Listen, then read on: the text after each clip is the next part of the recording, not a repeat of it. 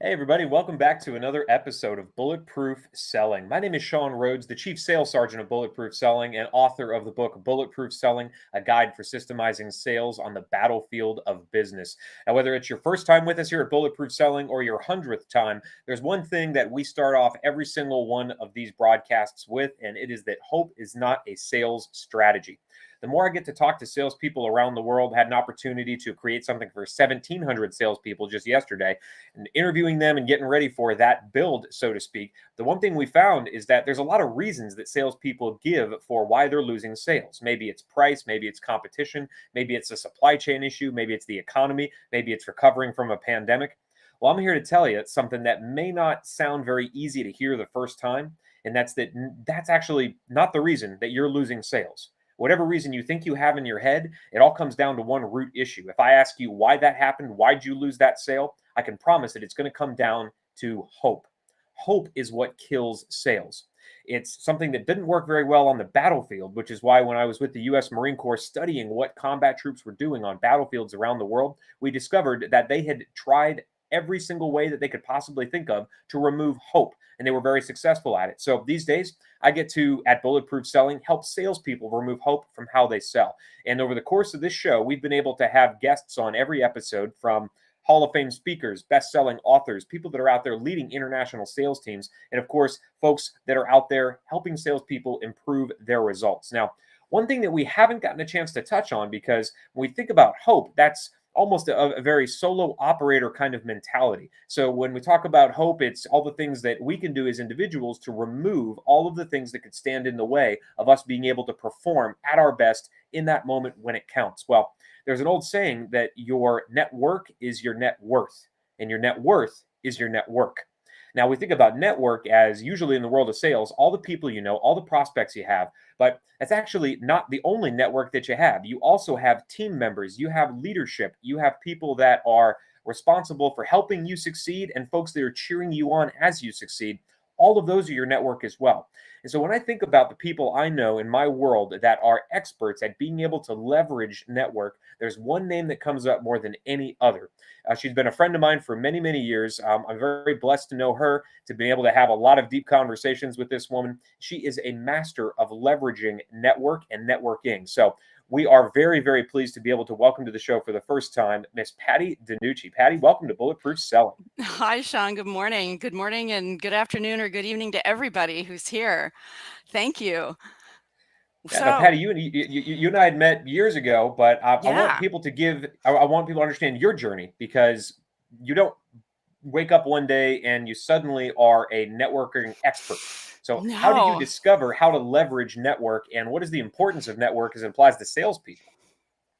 Well, it's everything. I mean, networking and being able to converse and connect with people easily, confidently, authentically, in a way that's pertinent and timely is probably the number one skill that any of us can have. And I was really blessed to grow up in a family with two parents who did this really well, but in two different ways. My dad was the local Chevrolet dealer in a small iron mining town in northern Minnesota. He was very gregarious. He was out having coffee and lunch and meeting people and prowling Main Street as often as he was in the office. And I used to wonder, when I worked for him, like, what is he doing? And I didn't even know what networking was back then. And that's what he was doing. He was keeping the business relationships going. My mom, on the other hand, was more introverted, more selective, but she was gracious. She was kind. All my friends from high school remember her so fondly, and I had these wonderful role models. So I just thought everybody knew how to do this. And as I went along in my life and in my career and saw what value this was and how many people were asking me questions about it, I realized I needed to deconstruct all this and put it in a book and start speaking about it, doing workshops about it, and helping people learn all these things about connecting well. Yeah. So we think of connecting well. I mean, obviously, small business owners need a lot of networking, but I know you've also gotten to work alongside a lot of salespeople. What are the Yes. salespeople that are great at leveraging network doing that the other salespeople just aren't? Well, they're being authentic. They're Mm, finding a way to actually connect with the people that they may. people they may be trying to sell to, prospects, but also, let's not forget that you have all kinds of people in your life who can be referral sources, who can share word of mouth on what you're doing, who can pass the information along, who can be repeat buyers. I always find that I like buying from people who are willing to be upfront with me, who listen, which is one of the best conversation skills you can have, and to um, really consider, like, for example, what I want. What is it that I want? What will be most helpful to me? And to do that consistently, not just when they need to make the sale. I can give you a great example. It's kind of a girly example, but I was at one of the makeup counters at Nordstrom, and this makeup artist was so into helping me, and she did the whole face thing. And all of a sudden, I noticed she was looking out of the corner of her eye that she had another customer, and suddenly this very warm, person to person connection was suddenly lost because she wanted the next sale. And that was such Mm. a off to me. It was such a turn off. So it has to be consistent. Has to be consistent. That's amazing. So you're talking about something that is extremely valuable in the world of sales, and something that I see a lot of salespeople overlook, which is, yeah, we have our goals. I have my life goals. I have my business goals. I have goals that Hmm. I need to hit for quota. I've got so many calls, all these things Hmm. that I'm concerned about as a salesperson. But when I'm on the phone or I'm in front of someone that I can provide my product or service to, or that I might be able to provide that product or service to, I see too many salespeople not transition the lens. They're Oh, still focused yes. on themselves. They're never focused on what is the mission of the prospect or of the customer. So Yeah. I'd love to hear where you see salespeople hoping that if they remain me focused, that suddenly the prospect will be drawn into that world, like just by our rapport and by my ability to command a room. Like suddenly they'll be in love with me so much they'll want me to meet my goals, when really Right. it's only ever about them. They don't care It's, about yeah. my goals. That's So not a strategy. Well, I no. loved the first time I listened to one of your other podcasts, when you had another guest on, the part about the hope. I mean, I'm a hopeful person. I'm an Mhm. optimist. I like to see the glass not only, half full, but overflowing and sparkling and all that. But when you said hope is not a strategy, I thought, oh, this is so perfect, because I run into this all the time when I'm speaking. I ask for a show of hands on how many of you set any sort of intention or have read anything about socializing well, connecting well, conversing well. How many of you have done any work on this at all? And I get about 3 hands go. Yeah. And, like I said, I was lucky. I grew up with some really great role models, but they don't teach these things in school. And yeah, so whenever I go into a conversation, this conversation, if I go have coffee with somebody, if I'm going out on a date tonight with my sweetie, um, I'm going to sit and think about what are we going to talk about? How are we going to connect? What am Mhm. I going to do to make it a better experience for them? And a huge business protocol concept is making other people feel comfortable in your presence. And when you're only thinking about yourself, that's probably one of the biggest turnoffs. If it's ego, if it's, me, or if it's, man, I have to meet this quota, and that pressure comes through, you're not going to connect well. That's just creating a huge obstacle. And it creates this need to have to make this next call work out, because if Yes. if, if if it's all about me and I'm investing everything in the next call, and Hmm. it's not focused on them at all, because you and I both know enough about sales to know that if I can help them get a step closer to achieving their goal, even if they Hmm. don't buy today, that's still a Right. win, because they're going to remember me, they're Yeah. going to want to refer me even if they never become customers. So I'm Yeah. curious to see, when you talk to salespeople, what are the ones doing that are mission focused on their prospect's mission? How does that look? How does that sound? Because if I put two salespeople side by side, one that's focused on their quota, Hmm. one that's focused on the person they're talking to, what are the differences I'm going to notice? Yeah, this parallels great conversations so well. They ask questions. They ask Mm, good questions, not just reading from the script questions. I am not I'll be just upfront and say I am not a fan of scripts, and I can spot a script a mile away. They ask really good questions that create that conversation, the connection that reveals information that is so helpful, and that leads to more good questions.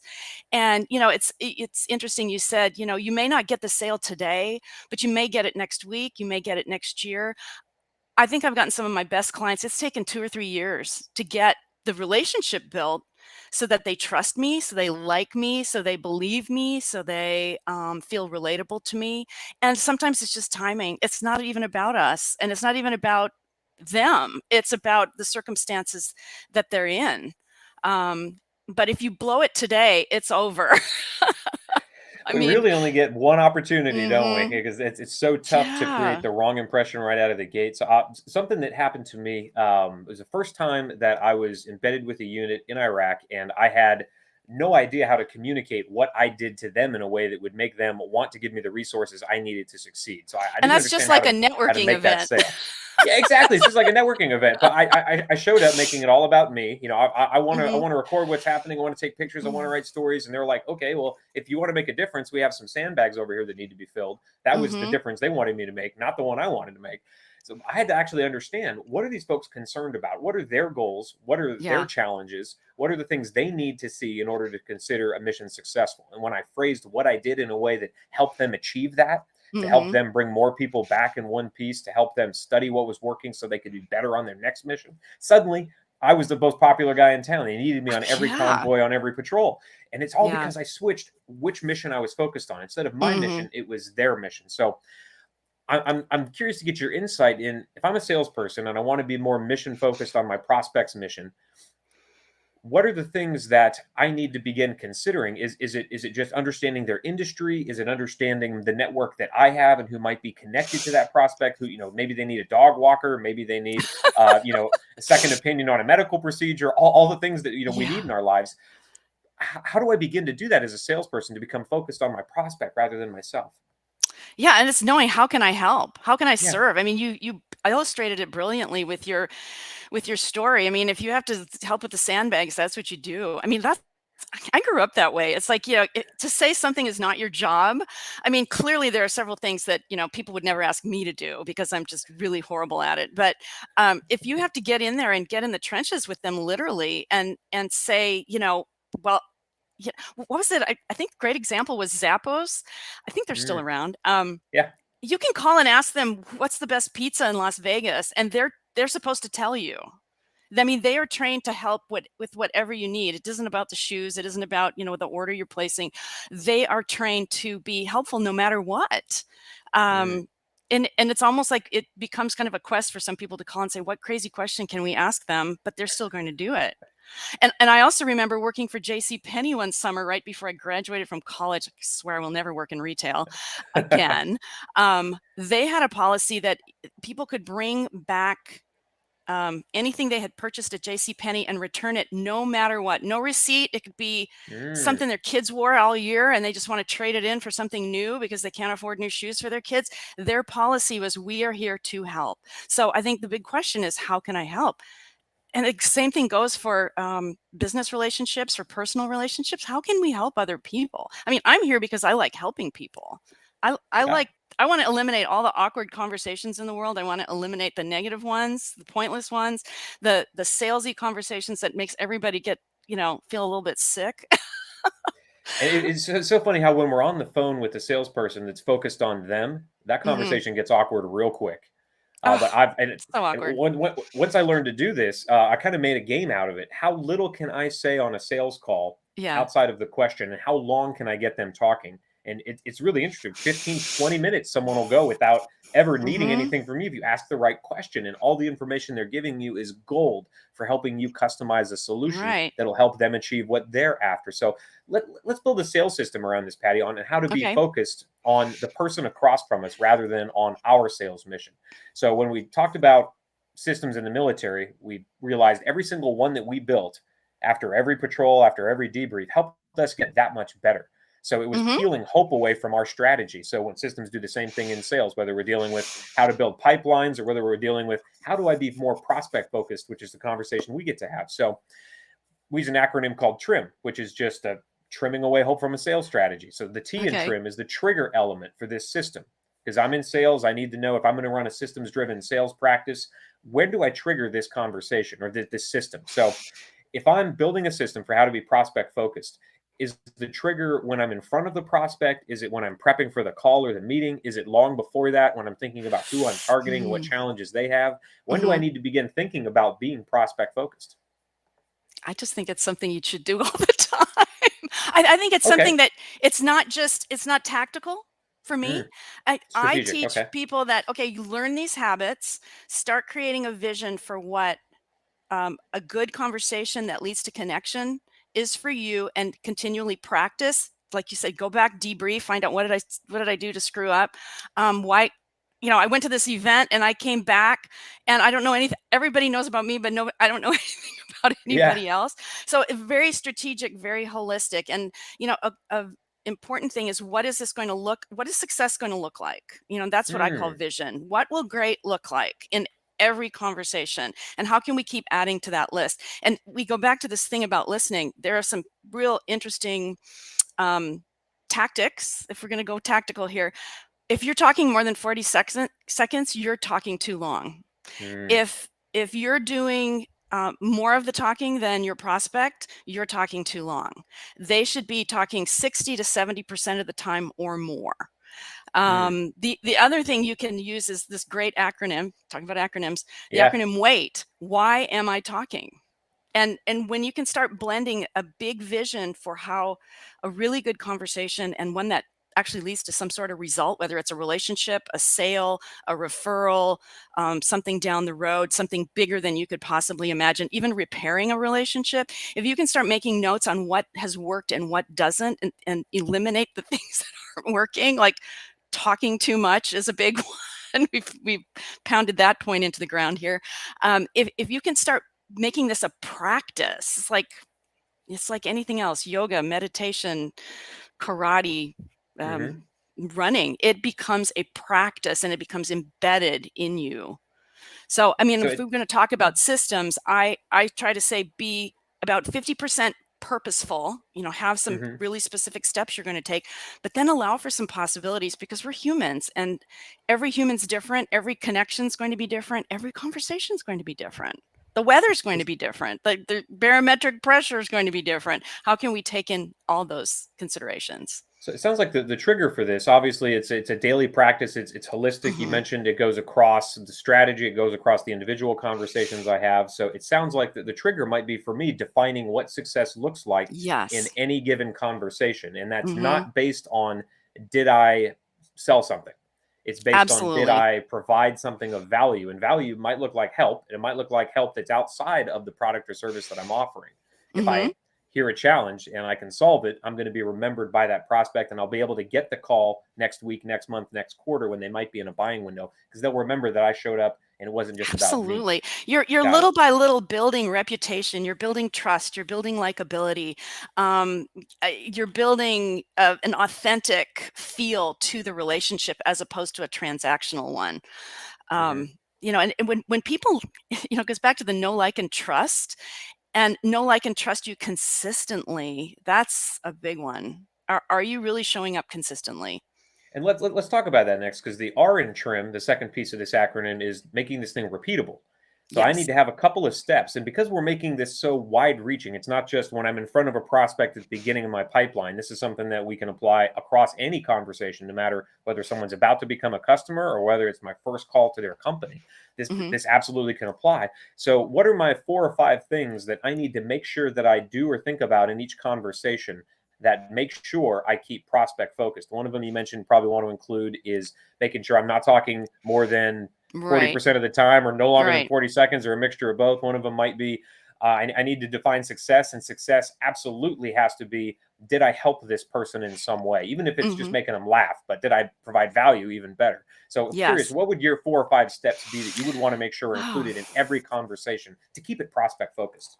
Well, I think big ones are, no, understand yourself. Like, how are you feeling in this moment? Are you rested? Have you had a couple of Mm, cups of coffee, or maybe no coffee at all? Or what can you do to show up as your best? That is mm, far and away number one, is know yourself, understand when you're going to be at your best to do this. And what's going to prevent you from, you know, um, talking with positive energy, having, um, feeling awake and aware and patient, all those things. If you have to go do your workout in the morning and get that out of the way so that you're not, which I'm a little bit twiddling underneath my desk here because I haven't had time to go do my oh workout. no. Blah! Yeah. So sorry about that. Anyway, yeah, know yourself, know what your success is going to look like. And there's different levels of this. There's that vision piece, which is what will success look like? It's very amorphous. It's very abstract. Set some intentions. What are you going to do? What are you intent on? Like, I'm intent on making sure that I'm listening, being aware of my listening and the type of listening that I'm doing. Am I listening to talk? Am I listening to ask more questions? Am I listening just to listen and to just let them get everything off their chest so that I'm really clear on what their issues are, both literally and between the lines? So there's really multiple things going on there. What are some specific objectives and goals? We have to keep that in mind. Like you said, hope and positivity is not a strategy, or not a complete strategy. Let's put it that way. And then show up according to those two things. That's a big one that I teach. People often say, oh, I know who I am and I know what I want. And then somehow they show up as a completely different person, which subconsciously builds distrust. I think we've all seen, people, you and I are in the speaking industry, people that are the person they are when you're talking to them, and then they get up on stage and they're like, whoa, who's that person? That's not right. And it's a little disarming, and it can be conscious or self-conscious, not self-conscious, subconscious. It's inside, you're picking up on the dissonance. So there's quite a few steps there. And then I always focus on quality. If this isn't a quality conversation, if we're not really getting anywhere with this conversation, I try to wrap it up with something helpful, like, well, what could I send you? What could I do for you? Do I need to give you an assignment to go talk to your supervisor or to go talk to your team? What action can I send for them? And then it's time to walk away and say goodbye, and then follow up later with more value. I mean, you want them to fall in love with you, really. That's the main thing. Like, how could I possibly survive without these people? That's a big one. We don't talk about love a whole lot in the military, but by all means, there's absolutely that element. If I'm mission critical, that's how we would phrase it in the military, because feelings will get you in trouble sometimes. But mission critical, love absolutely needs to happen in sales, because we all have prospects like that. Yeah, I'm going to give you a quick story on that. My dad was a car dealer, so I know a little bit about buying and selling cars. And it was a small town, granted, but I went to this is about 4 or 5 years ago. I went to the local Ford dealership up the road. Yes, I drive a Ford now, but I went up to just look. I was thinking of upgrading my SUV, and I wanted to just look. And one of the things I really wanted was a bench seat in the back so that you can have more people. Okay, that was like one of my weird big things, was I wanted that. I got up there. I was just on the lot, just looking. And this lovely young woman came up to me and, started helping me. And I told her, I'm really looking for an SUV with a bench seat. And she said, those are kind of hard to find. We do have one. It's actually the newer model. But she said, let me show you something else. She showed me one that was the year prior. I mean, we were kind of going into that phase of the selling cycle where you've got the new cars, but you've got some older ones too. She showed me an older one that had more features. It was the color I liked. And it had some sort of wild rebate on it and this amazing finance. And she said, I just want you to look at this. I'm not trying to change your mind, but I just want you to look at this. And by God, I bought that car right then. I drove it home because she listened to what I wanted, but I don't think she was listening so closely. I don't think she was really convinced that that was what I really want. I mean, I don't know if it's only women can do this. I don't know if she read my mind but if she saw my micro expressions when she started listing all the reasons why I should not buy that one. It was a fantastic experience. I'm so sad she's not up there anymore, because I would go and buy a new car from her today. Awesome. Yeah. All right. So we've got the trigger element, making it repeatable, and great steps there that can be applied anywhere in the sales cycle, whether somebody's about to become a customer or even current customers. The eye and trim, because we're all the way to the eye and trim now, is making this thing improvable. We realized in the military that if we didn't improve what we were doing, our opponents would quickly improve it for us because they would be better than we were. Didn't end well. So in sales, it's absolutely the same thing. The way that I might have connected with people back in 1995 is going to be different than the way I'm going to do it successfully today. It has to improve. Otherwise, it's almost embarrassing, isn't it? Oh, it's like, tell me what keeps you up at night, Patti. Like the questions that we used to ask that we got away with, we just can't do anymore. So tell me how you would improve the way that you are connecting and staying prospect focused. Well, I think if we're going to improve, we have to be honest with ourselves and we have to realize we have to keep learning. And I was looking at the name of your business, Shoshin Consulting, and I didn't know what Yeah. Shoshin meant until today. And it's Oh, that always learning. We yep. have to drop your ego. I mean, I've been doing this for years and I am still learning. I mean, when I was working on my new book, I thought, oh, how hard can this be? And thought I would whip it out in a year or two. And the learning has just been incredible. So constantly looking at what could I have done better? What did I totally blow? Mm. Where do I need to apologize or go back and fix something? And if we can't do that, if we don't have the learner's mind, and the humility to know that we're human and we can always improve, we will not get anywhere. So that's the big. If you're going to improve, and then go do some studying, go look at the masters, have somebody who's listening in on your calls, have them gently but honestly critique you and tell Mm. you what could have been better. It's sometimes it's really painful and it stings to hear all this, but nothing will change you faster and improve you faster than hearing the truth. And so you mentioned something really tactical that I've done with salespeople before, and it's absolutely amazing. We don't realize we're doing it on the phone when we're Hmm. talking, but when I review sales calls, the two-way call recordings, I'll just set a timer on when that salesperson starts talking. And a minute and Hmm. 40 seconds later, 2 minutes and 30 seconds later, they finally stop and they allow the person on the other end of the line to get in a word. And I show them the timer. I'm like, do you realize you were talking that long? Yeah, and in any And it was, conversation, in any yeah. conversation, that doesn't feel good. I mean, if I did a survey of all the feelings that come up when we're not heard, Mm, it is a long list. It is a Would we ever want to make people feel that way on purpose? And of course, the answer is absolutely not, but we do. I mean, we do. And then in especially if we're contrast, trying the to show up and feelings sell. of being heard and understood are Mm, so delicious. I mean, I say the word delicious because the same part of our brain that lights up when we eat cheesecake or enjoy, something really good glass of wine or a brownie or steak, whatever it is for you, that lights up when we are heard. It's that powerful. It's really that mm. powerful. Amazing. So we've got the Yeah. trigger, repeatable, and provable. Now we're into the M in trim, which is measurable.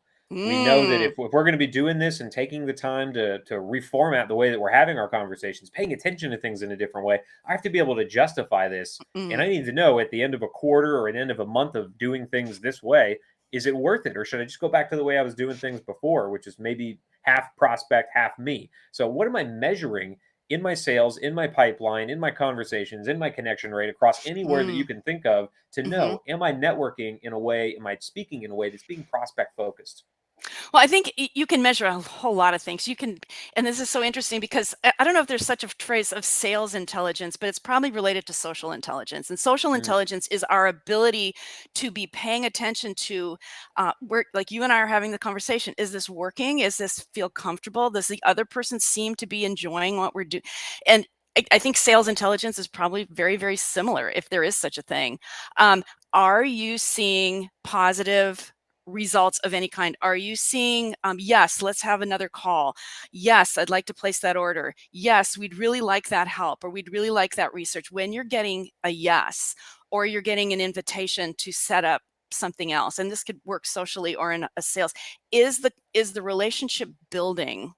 And our social intelligence, which is improvable, by the way, it's not like our intelligence quotient, which is set, or our emotional intelligence, that also can be grown. But I always find it so interesting. People say, well, I'm shy or I'm introverted.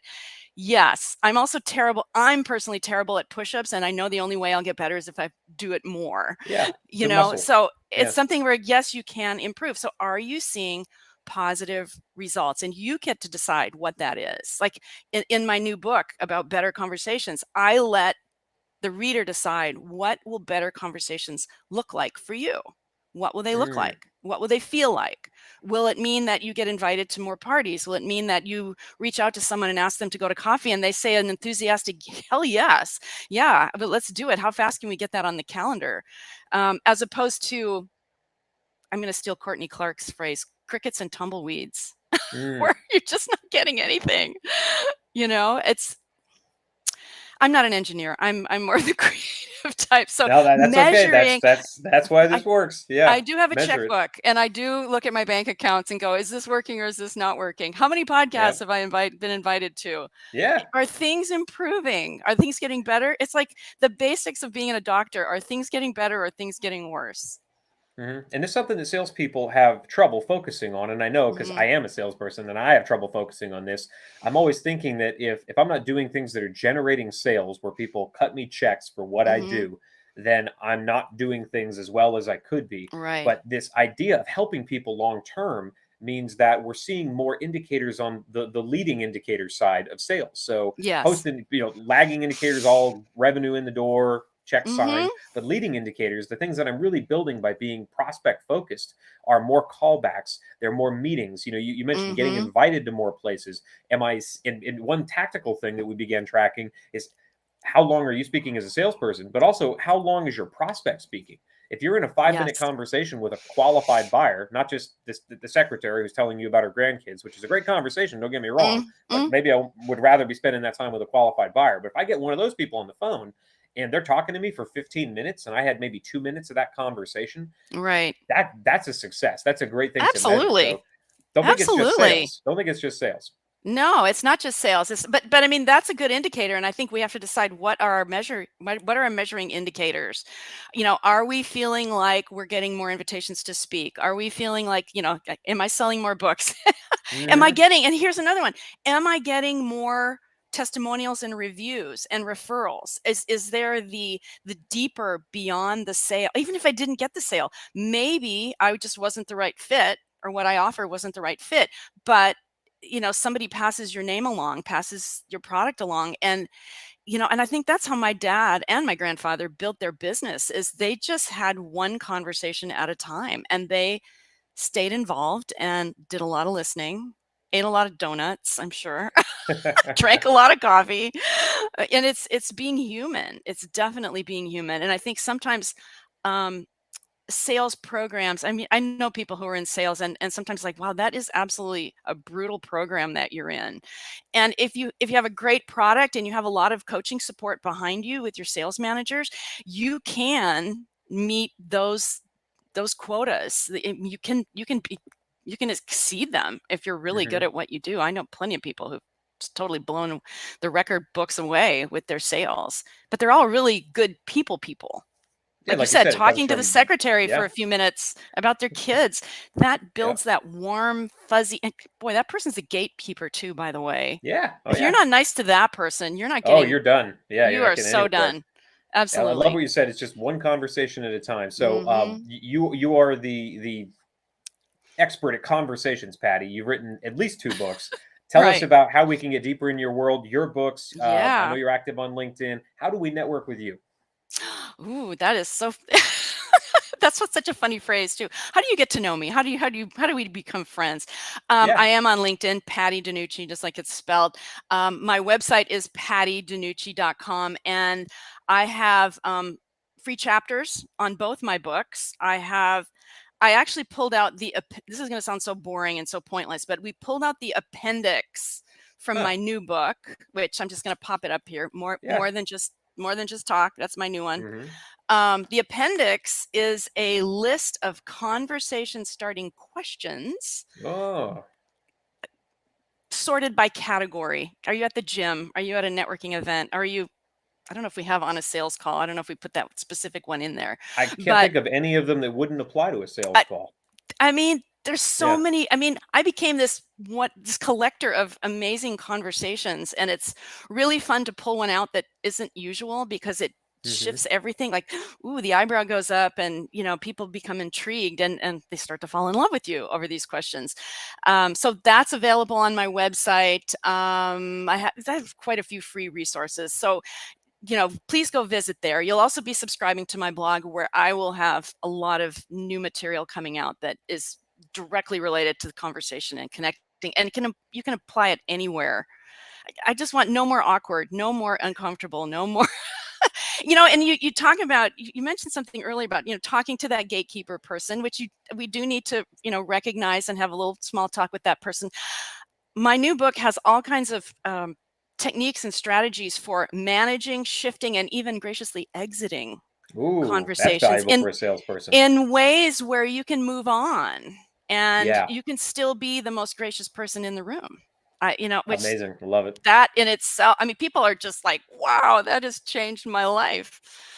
Great, Patty. Yeah, We'll make sure that we tag you on that so people can find that from you. And of right. course, if you're watching us here on our YouTube channel, make sure that you do subscribe. Every single one of the conversations that we've had with experts like Patty is archived there, absolutely free.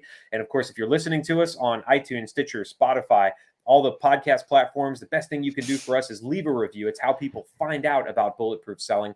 And of course, for all the sales systems that we've built with people like Patty, they're all archived absolutely free in their written form, searchable over at bulletproofselling.us. Patty, it's been a pleasure serving the sales community alongside you yet again. I hope you have a great week ahead, and let's get out there and make selling bulletproof. Oh, absolutely. Thanks, Sean.